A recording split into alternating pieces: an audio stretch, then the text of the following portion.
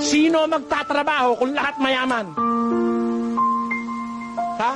Eh, milyonaryo ka, milyonaryo ako. Ba't mo patakalkal sa akin yung CR mo? Ba't ako magkakalkal? Eh, mayaman ka, mayaman din ako. Eh, bakit? Mahirap kasi kung wala akong pera. O, di may balance. Parang ganito yun eh. May nagtanong sa akin, Brother, ba't naman ang Diyos akala ko ba pag-ibig? Ba't hindi tayo pantay-pantay? Abay, pagka-pantay-pantay, hindi siya pag-ibig. Bakit? Ay, tanong nyo. Pantay-pantay tayo lahat. Pantay-pantay tayo ng taas. 5'7" lahat tayo, kasing taas mo. Pantay-pantay tayo ng ilong. Pantay-pantay tayo ng bibig. Pantay-pantay lahat. Ha? Lahat pantay-pantay. Ano ang labas? Magkakamukha tayo. Di ba gano'n? Ha?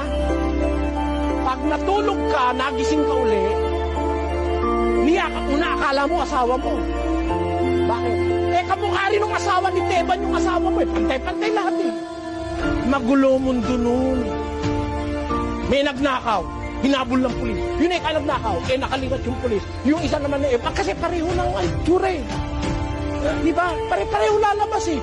Merong isang tao, sabi niya, nandun siya sa ilalim ng puno ng duhat. Papahangin siya, nakita niya yung puno ng kalabasa doon. Ang lalaki ng bunga ng kalabasa, gapalanggana. Andun, kalabasa. Sabi niya, naisip niya, ba't yung kalabasa? Ang liit-liit lang ng puno, ang laki-laki ng bunga. Ito namang duhat, ang laki-laki ng puno, liliit naman ng bunga. Nag-iisip siya. Para bang nag-iisip niya, ba't ganun? Ang nangyari, humangin. Naku, nabaksak yung isang kumpul na duhat. Tumama sa ulo niya, kumpul na duhat. Sabi niya, Diyos ko, patawarin mo po ako. Bakit niya? Ba't niya sinabi, tama pala ang Diyos? Kasi kung nagkataon yung kalabasang kumpul-kumpul ang andon yung bumaksak sa ulo niya, patay siya. Di ba? Ano, naintindihan nyo na mga kapatid?